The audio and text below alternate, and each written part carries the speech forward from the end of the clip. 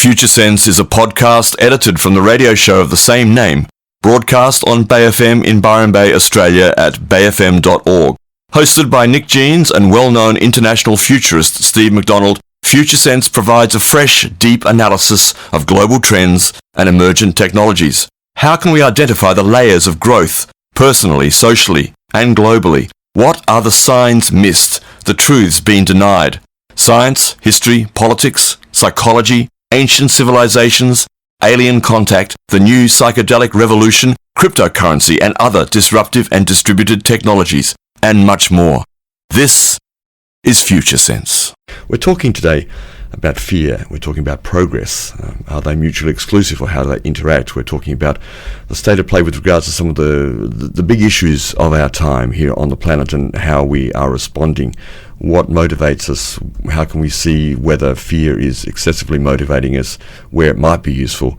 Because as in some cultures in the past, and I know that in ancient Athens, for example, it was built on a large part on that society's success to keep future focused while simultaneously using history to remain vigilant. Just to remain vigilant. So it's not about forgetting or neglecting the past or judging the past or pushing it away, but actually using it as a tool itself to remain vigilant for how we move towards the future. Paying attention. That sounds good. I like that. So for the second half of the show, we're going to zero in a little bit more on the impact of fear globally and what we might need to do to deal with that as a species and to perhaps accelerate our progression and get through these turbulent times of change a little bit quicker than we might otherwise. And there's certainly no doubt that we're facing major global challenges. There's no doubt whatsoever. And these challenges are increasingly more complex and increasingly compounding. So one challenge is impacting another challenge and therefore making it more difficult for us to see pathways through these challenges. Is if they're all interconnected and we try and deal with one, but then there's other challenges that are impacting our efforts to try and deal with one on its own. How do we move forward? How do we cope? And right now, as a species, that's looking like a fairly hopeless situation for many, many people, and quite rightly so. I guess one of the things that just to butt in there for a second, one of the things that happens, I guess, when people are challenged is they want simplicity. They don't want complexity. They want simple answers. They want a sort of linear approach. Like, if this happens, this is happening. We need to do this. That's to the mitigate. regression. That's the natural regression. Yeah, which takes us back to simpler thinking. Yeah. So it takes us quite a big conscious move to actually start to receive or accept or begin to allow complexity into our analysis of various situations and various challenges and problems, whether it be personal or global. And fear is a key issue there, and this is why we're talking about it today, is that if we get lost in the fear, if we fall into the fear and hopelessness, then we also dumb ourselves down and we further reduce our likelihood of facing these challenges successfully. And so while fear can be a wonderful alarm system and can be very good for making people sit up and take notice, if it's overdone, if we get lost in it, then it actually makes things worse. And that's a very, very fine line, that tipping point there. Yeah. And we certainly need to up our game. And from my perspective, evolution certainly has that in hand, because we can see that we have been thrust into a change dynamic which is actually taking us to a higher place, even though it's confusing because we're actually taking one step backwards to go two steps forward. But that is the normal way of things. And we can look back at, as we've often spoken about previously in this program, we can look back to the previous paradigm shift between the agricultural authoritarian paradigm or era into the modern scientific industrial, and we'd see that we went backwards before we move forwards there also. And I think anybody on a very personal level would have that experience in life. I think it's basically true for everybody. You don't have a purely forward or a purely backward trajectory, or very rarely anyway. You do move two steps forward, one step back. That's how we operate. It brings that tension to our consciousness, which enables a jump, a leap, becomes available to you, and perhaps a different way of thinking, different way of seeing things. Yeah. And that is the way of complex systems. And of course, human consciousness, human nature is a very, very complex system. So I guess the key here is if we can be conscious of the change process and understand the patterns that are playing themselves out and work with those patterns, we can potentially accelerate our progress through this change, which means less fear, less hardship, and a smoother trajectory overall. And we're living at a time of major power shifts connected with this consciousness shift. We're seeing the decline of the global superpower, the United States, fairly clearly, and people are unsure about what's going to happen next. Is there going to be another nation state that will rise up to become the new superpower and will, basically repeat the pattern over again? Or are we going to see an absolute decline in the power of nations and the emergence of a global government, for example? And if we are going to see the emergence of a global government, who would that be? And who would lead that government? What sort of leadership we do? We have talked about leadership on this program before, and it's a topic we'll continue to talk about because it's a contested space in a way. The old form of leadership and the old ways of hierarchy, most people are pretty suspicious of, but clearly the right people need to be in the right place in order to get things done now. We don't have, it would seem, in my judgment, many people in the right place to get things done, but they're in the right place in terms of the regression that we're talking about, because we've got the Trumps and the Boris Johnsons and even the Scott Morrisons here in this country and others leading countries. Bolsonaro in Brazil is a very good example of this regressive step back into an old form of politics, a reactionary, reactive, conservative, old values, morals and the like, and quite ruthless in, and of course China in Hong Kong was the obvious one going on right now, and that China clearly scaring the bejesus out of, or trying to scare the bejesus out of the Hong Kong protesters, no doubt, and using fear right there to try and quell this uprising. But it's not going to go away. It's not going to go away. I must say, though, that I've been heartened to see that there hasn't been any hasty extreme action taken there. I think so far China has been relatively calm in terms of its response. I mean, certainly it's not all wine and roses, but it's not all a major disaster yet either. No. Yeah, very interesting. So we've got some really interesting dynamics going on given all of this, our global situation. We're seeing an increase in fear. We're seeing a values regression, which in many cases is dumbing down our thinking, making us look for simpler answers to extremely complex questions, which we're absolutely not going to find. And simultaneously, with that backwards motion, we're also seeing the rise of a new way of being human. So it's important to remember that it's not all about collapse. And this is often lost because it's just not reported very much in the mainstream media. Is at the same time, we've got new technologies, we've got new ways of thinking, we've got new social structures emerging, which are actually superior in their capacity to cope with complexity than the scientific industrial way has been. And this is probably the positive application of social media, for example, the networks that are being created around the world under the radar, hopefully, mostly still, and in ways that are completely new connections with different people from all over the world, very fast, on the same sort of page somewhere with their interests. And I'm thinking, for example, the psychedelic movement is an obvious one in the world, and there are others as well. So there are these sort of this alternative network of connections arising beneath the structures of the status quo, so to speak. That's right, and that is absolutely a threat to the old ways. So it's a threat to the status quo, the dominant paradigm still being the modern scientific industrial, nationalistic, corporate-driven military way. And so ask yourself, if you were in the chair of the old paradigm and you saw this happening, this new way of being human rising, which seemed to be a threat to current authority structures, and you also saw a whole bunch of people being uncertain and fearful, then which of those two things would you feed in order to be able to hold on or try and hold on to your power? Well, I have a lovely quote here. I'm just reading it as you spoke. It says, "Hatred is corrosive of a person's wisdom and conscience. The mentality of enmity can poison a nation's spirit, instigate brutal life and death struggles, destroy a society's tolerance and humanity, and block a nation's progress to freedom and democracy," or to wherever we think we should be going. But there you go. I mean, that stimulation of hatred and fear that's going on in many of our cultures now, especially in the West, but not just, certainly in the Middle East as well, of course, is highly corrosive to this project. And you've got to wonder about that stimulation of that in society, how we're being taught, many of us, to hate and to fear each other. Yeah, it's certainly been a feature of global politics for a long time, but certainly for the last 20 years with all of the wars, the massive scare campaigns that we saw in the Middle East about the weapons of mass destruction that didn't exist, and here in Australia, the politics of illegal immigrants, refugees coming in, the children overboard, all of those sorts of things. Yeah. So I hope this is starting to help make sense of what's actually going on and some of the hidden agendas that might be at play.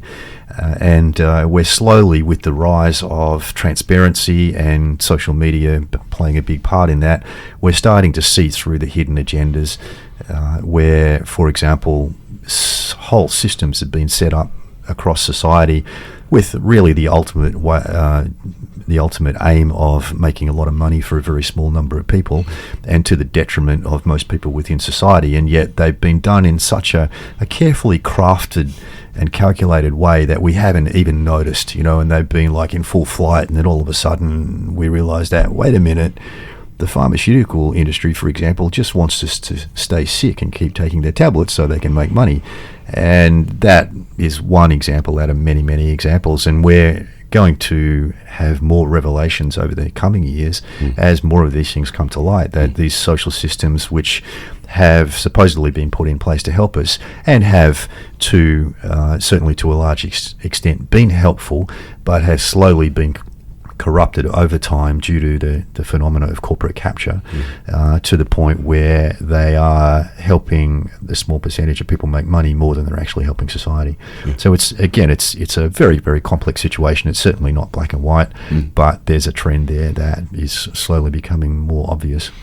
And it's important to reiterate, in terms of Claire W. Graves' work that we refer to all the time here, that everything in its paradigm, as one exists or culture exists in that paradigm, will solve problems of the previous paradigm. It will solve many problems. That's why the world actually has progressed hugely in the last few hundred years in many, many different parameters that you can identify. At the same time, though, a whole new raft of problems is then created, which has to be solved with a different way of thinking, a different paradigm. And that's really one of the essences of what we're talking about here. It is, yeah. We're not here saying that things are inherently wrong or inherently bad. We're just looking at the natural evolution of cycles and how these things play out. And in the early stages of a new paradigm, it, as Nick said, it does solve our old problems. It brings a new complexity and a new capacity, and then eventually it reaches a peak, and then eventually it will deconstruct itself to make room for the next paradigm. And we're living right now in that deconstruction phase and the rise of a new paradigm. And what it really comes down to is being conscious about where you put your attention and your energy. And it's very easy at this time to get sucked into the fearful stories and sucked into the pessimism and giving up hope. But if you're conscious of the overall patterns at play and you actually want to build a better world and you want to go with constructive instead of destructive, then there are places where you can put your attention that are going to help create what's next. Yeah. Yes. We'll take a break there. I was going to bring up one other thing, but we'll leave that. There's one other text we'll come back to here. You're tuned to Future Sense with Nick Jeans and Steve McDonald. Engage, emerge, activate, and spiral up. Bay FM wishes to advise that the views expressed in this program are not necessarily the views of the Bay FM Management Committee, volunteers, operational staff, or members. You are now tuned to Future Sense here. And we're talking about fear today and how it affects us individually, but also how it affects us as a species and its value in acting as an alarm system, helping us to take notice of things that are important and may even threaten our survival, perhaps. But also how there is a tipping point, and when we allow fear to control us too much, we disappear into it, then we become much less effective, much less able to solve complex problems. And at this present time in history, with the massive challenges that we're facing globally, we really need to be careful of overdoing the fear and getting carried away with viral fear campaigns. Because they take us away from actually looking at the complexity of the problems that we're facing and understanding those problems and finding solutions. I think you just made me think of something I think you posted on our Future Sense Facebook page the other day about the mind, about thoughts, about having thoughts and watching thoughts and the difference between that, because there's nothing wrong with one having the thoughts about there's fear here, I could be afraid, I'm thinking about this, but also to watch, that's how I'm thinking now. Yes, and that's more interesting. Yeah. Exactly, and it's really about consciousness. Is how much can we be conscious of, and we are really at a time in history where we want to be as conscious as we can be when we're talking about these things. And this is a very difficult discussion to have because it's sometimes a bit of a fine line between talking about the complexity of the problems that we're facing and some of the factors that are at play and falling into overly simplistic conspiracy theories. So we want to make that point, and we're going to talk a little bit about some new climate science which has just been released in the last week, which is actually quite amazing, and it adds, I think, a lot of value to the discussion about climate change and the challenges that we're facing around climate change. And it came in the form of a video that was released through a YouTube channel called Suspicious Observers, which it sounds a bit weird, you might say, but it's quoting a lot from a chap called Dr. Brian Tinsley, who is Professor Emeritus from the University of Texas at Dallas, and he sounds like an Australian. Yes, he does. Listening to him, so I gather with a bit of an accent. Yeah. And it's basically packed full of science and graphs. In fact, it's mostly, this video is actually a recording of a lecture that was given, obviously, to a bunch of scientists. It's a little bit overwhelming for most people who don't have a scientific background, and even, I've got a bit of experience around science. I'm not a scientist, but it's been a big interest of mine for most of my life. Even I felt a little bit overwhelmed watching it the first time, trying to take in everything that they were saying. But essentially what they've done is they pulled together 600 peer-reviewed scientific papers which look at the impact of the sun's behaviour on the terrestrial climate, and I think they're really unpacking a lot of additional information which hasn't been part of the mainstream climate change discussion at the moment, and that has the potential to change the way that we're looking at climate. I don't think it necessarily reduces the risk that we're facing from climate change. I think that we are facing a very, very considerable risk there, and the more we understand about how our climate works, the better we'll be able to prepare for what's coming down the track. But what it does is it leads us away from what has become a very dumbed down global discussion, and really a fear-driven viral meme that's driving many people at the moment. And as this video says, in one summary, you could say, because I watched it too, and it's very useful, and we will post it on our various platforms a bit later on for you to have a look at if you wish. It's about an hour long. The summary for me is on one slide, which says anthropogenic focused studies do not properly account for the sun, for cosmic rays, for volcanoes, or for the ice age cycle.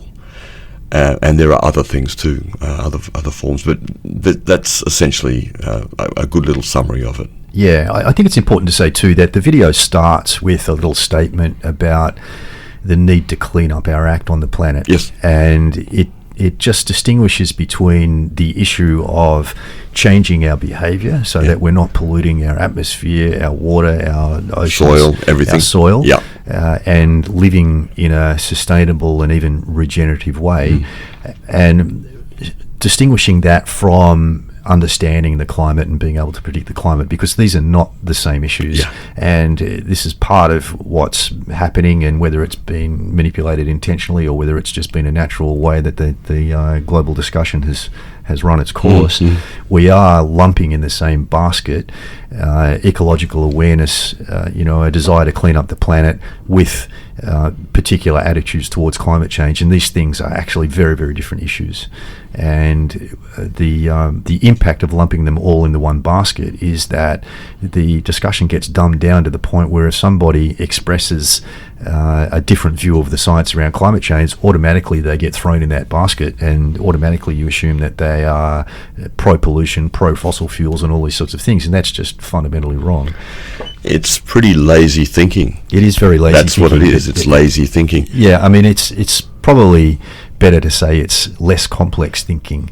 It's not necessarily intentional lazy behavior. It's just the fact that somebody's thinking has regressed to the point where everything has to be black and white, and you can't see the shades of grey in between. And what we're saying here, of course, is that our emotional response, our fear-driven responses, when they are overwhelming, when they're too much, can make us perhaps susceptible to an oversimplified version of things because it makes sense to them. It proves our point, perhaps. It gives us justification for how we feel and for the actions that we might take. But perhaps it's not complex enough to look at things in that way, that to stop and to have a look, well, this is how I'm thinking. Perhaps if I just sit back and allow some of the other information that's out there to at least inform me. I don't have to agree with it, I don't have to like it, I might have contesting arguments, but to at least begin to receive it and to move away from this oversimplification of these issues. And the aim here is to understand climate change so that we can deal with the major challenges that seem to be coming down the track. And certainly everything that we've looked at in the course of our discussions on this show is indicating that we are in for dramatic climate change, and it is going to severely disrupt life on the planet in many different ways, and we need to prepare for it. The question is, what are we preparing for? That's the key question. Yeah. We're seeing right now, of course, a massive hurricane in the Bahamas and likely to hit the east coast of the United States. It apparently is the biggest, as it stands right now, the biggest storm ever recorded in that part of the world in the time that records have been kept. And that's an indication of the power of what is actually happening on this planet, that these extreme weather events are occurring more and more frequently. The reason that they're occurring, however, perhaps is much more complex than simply anthropogenic forced climate change. Yeah, in this video that we're talking about, they very simply break climate change down into the sum of natural variability, so in other words, natural cycles that occur on the planet which change the climate from time to time, and the human impact. And they make the point that if we don't fully understand the natural variability, then we can't scientifically account for its impact on the climate change. And what's happening in the current debate is that anything that we don't understand scientifically, the change that's resulting from those things that we can't see or don't understand is being attributed automatically to human impact. And what this is doing is it's biasing our understanding, skewing our understanding towards thinking that there is more human impact than perhaps there actually is. Now, this is not saying that the climate's not changing, and it's not saying that we haven't contributed to it. Yeah, we're facing major challenges, and it's also, as you said, not saying that we haven't contributed to it, but what it is saying is that our current understanding is not adequate. And I think that's quite clear because when we look at the climate models which are constantly being put forward by the United Nations IPCC, we know for a fact that these models don't work. They don't reflect what's actually happening from day to day on the planet in terms of weather trends and climate trends. Yes. So I think, and this is something that's getting lost in the fear-driven global discussions, is the simple fact that we actually don't have a climate model that can predict climate change, and yet here we are working on assumptions that we know exactly what's happening, we know what's coming down the track, and those false assumptions are then serving as the foundation for secondary scientific studies, and it blows me away seeing these sorts of things happen. But it's part of the way that the values shift and the values regression is impacting science itself. That people are writing research papers saying that, in 100 years' time, all of the oceans are going to change colour because of the linear global warming trend, when there's actually no solid scientific foundation for the linear global warming trend at all. So I really think if you're interested in the science around climate change, it's worth taking a look at this video. And as Nick said, we'll post the links after the show.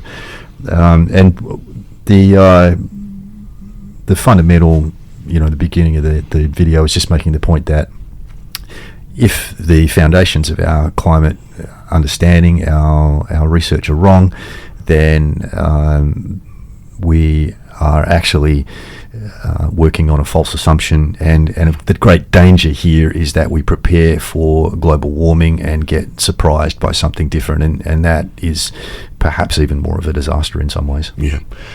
The complexity of the video is fantastic to me, and even less than you're more scientifically able to comprehend some of the science in that, I know. I found it compelling, this particular video, and very scientific and very direct, and didn't feel like it was some sort of manipulation at all. What I did realize very quickly was the complexity is extraordinary. The way that the Earth itself and on its axis around the solar system, going around the sun, moving through space in this galaxy, is extraordinary, and the influences, electric, magnetic, cosmic radiation, all of these factors continually impact on the ionosphere and the atmosphere of the Earth in a very complex way, interfering with clouds and the movement of the cycles of weather and the ocean currents and ice coverage on the planet, the melting and the accruing of glaciers, everything. All of these factors, and I think I'm missing some things, all feed into the complexity of what weather actually occurs on this planet. Yeah, and the complexity is the key here, because the complexity in these arguments being put forward far exceeds the complexity of the mainstream discussion, and that complexity is a reflection of the level of consciousness that's being brought to the issue. And when we come back from a break, I'll just go through some of the key points from the video. Absolutely. In Future Sense, it's 10:43 here. We'll be back in a minute. You're tuned to Future Sense with Nick Jeans and Steve McDonald. Engage, emerge, activate, and spiral up. You're tuned to Future Sense here with Steve and Nick. Thanks for your text. One text I'll just read quickly. It's also worth mentioning, says our writer, that Claire W. Graves noted that once a systemic layer of consciousness is reached, then fear is dramatically reduced. And we don't have time to really talk much about that area today, but that's quite true. Yeah. Yeah, that is particularly associated with the transition from first tier to second tier. So technically not the systemic level, but at the end of the systemic level, which transitions. Let me correct myself there. Language. It's between layer 6 and layer 7. So at layer 6 we get a systems way of operating, and then quite correctly the text author there says, as we transition from 6 into 7, which is from the first tier and the second tier, and layer 7 becomes systemic, so that's like a system of systems understanding, then we get this massive reduction in fear. So yes, quite correct. So we're just talking about examples of fear-driven discussions, and particularly just honing in on some new climate science that's come through in the last week, which we think adds a lot of value to the global climate discussion and may help us dig us out of this kind of pit of fear that everybody seems to be falling into at the moment. And it's particularly focused on an understanding of the sun's energy dynamics. At the moment, the current climate models, which are being referenced by the IPCC, which is from the United Nations Environment Programme, are working on an understanding that solar energy contributes only a very, very tiny amount to the impact of climate change on the planet. And the science that they're using there is saying that the total impact on warming is about 0.1% at the moment, but all they are considering is basically UV radiation. Yeah. And the new science, which has just been released in this video, which came out about a week ago, is really unpacking the sun's energy output in the many, many different ways that it interacts with the planet. And it's really helping us understand that there's a whole lot more going on there than is being acknowledged by climate science at the moment. And it's important too to note that we have these divisions between science, which is a product of the scientific industrial era, which everything's specialized, everything's gone deep, but within very, very narrow confines, and we have all these bits of science which are disconnected from the other bits of science. And so there's a whole bunch of people that have been studying the sun's dynamics, solar interaction with the earth, but they're not climate scientists. Yeah. And for some reason, the United Nations IPCC scientist group isn't interested in talking to scientists outside the climate science domain, which in itself is suspicious from my point of view, and it suggests that there may be a hidden agenda there, because it's quite clear when you read the IPCC's reports that they state very, very specifically in many of their reports that they are focused on the human contribution to climate change only. And their models are really not studying what's actually happening. I mean, they don't use those words, but they say that our models are focused only on the human contribution to climate change because we think that's most important. And that, in fact, is just not a scientific approach. You know, scientists don't discard data. Scientists look at all the data and then make an assessment on it. And it is a bit suspicious because it is excessively anthropocentric. And if you look at the longer scales of changes on the planet that we now, with that very same science, or some of our best science can can see some of the long patterns of solar activity, the long patterns of the weather, of climate on the planet, and really look at that as the bigger picture. And yes, the little bit or the amount that human activity has influenced it, yes, that's there. We still don't know exactly how that factors in, but to disregard the long cycles is a big one, yeah. And this new information, I'm calling it new information, but in fact a lot of it's been around for quite a while. In fact, there's an article that I pulled up, which I'll tweet after this, by a NASA-sponsored scientist, a researcher from 2012, and it states there are places where the magnetic field of Earth connects to the magnetic field of the Sun, creating an uninterrupted path leading from our own planet to the Sun's atmosphere 93 million miles away. And the science that's just been published in this video is talking about the Sun's output as being a makeup of a variety of waves, including X-rays, ultraviolet rays, and visible light across the spectrum there, particles, including protons and electrons, magnetic fields, including these massive magnetic connections, which were what this guy was talking about in his research about the pathways from the Earth to the Sun, and vice versa. And things called Birkeland currents, which are electrical currents which are transferred from the Sun and into the Earth's atmosphere and stimulated by the movement of particles through our atmosphere. And there are all sorts of impacts that come from these different energy exchanges. All of them, except for ultraviolet rays, are basically not visible to the IPCC's climate models. So there's a tremendous amount of energy that's being exchanged there, which is just not being considered by the IPCC's climate science. And we have things like cosmic rays seeding clouds on the planet. There's good science around that now. And all of this science that was presented in the video is a compilation of 600 peer-reviewed papers on this topic. And interestingly, the variation in the incoming energy from the Sun's output can vary anywhere from up to 10 times to 1,000 times. So it can be quite an extreme difference between, for example, what they call grand solar maximum and grand solar minimum in terms of the amount of energy which is coming from the Sun. And it can increase very, very quickly, and it can drop away very, very quickly. And one of the archaeological examples that they've found of a rapid change in climate on the planet was the discovery some years back of some woolly mammoths that had been frozen to death instantly, but still had grass in their stomachs and mouths. So they were, at one moment, they were eating grass on a grassy plain, and in a very, very short space of time, they were frozen to death before they could even digest the grass. And of course, that was the result of a big movie that came out a few years back called The Day After Tomorrow. The scenario of the sudden freeze. If you want to get scared, that's a good movie to get scared by. Not that it's a particularly good movie, but so these current models that were presented in this video basically are showing a decrease in energy when the largest... let me correct myself there. The IPCC's models, which are only focused on ultraviolet radiation, their current data shows that when the Sun's energy output increases, that the net energy received by the Earth decreases. And so they're not only inaccurate, they're actually working in the opposite direction than they should be if they had a full understanding and allowance for this extra energy that's coming from the Sun through all of these different waves, particles, magnetic and electrical fields.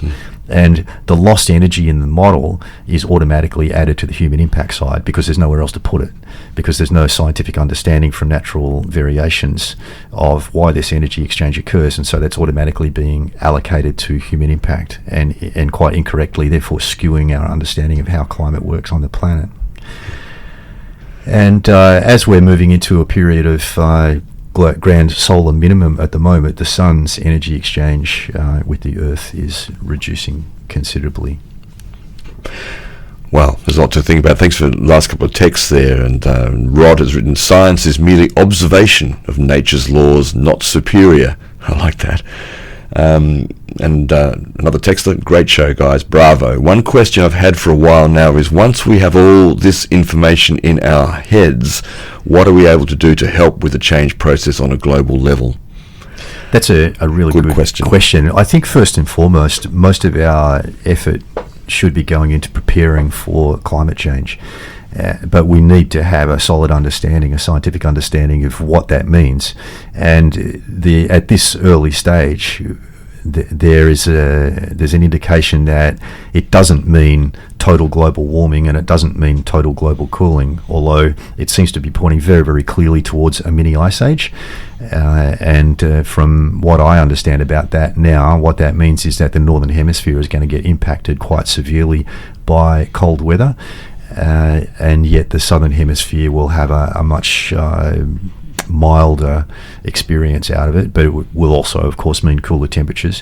And during the transition phase, so while the climate is changing and before it settles down into whatever's next, and that may be a mini ice age, we're going to get extremes in both directions, because that's what happens when complex systems go through change. They have spikes of warm and spikes of cold weather, and that's exactly what we're seeing on the planet right now, even though the spikes of warm weather are getting much more media coverage than the spikes of cold weather.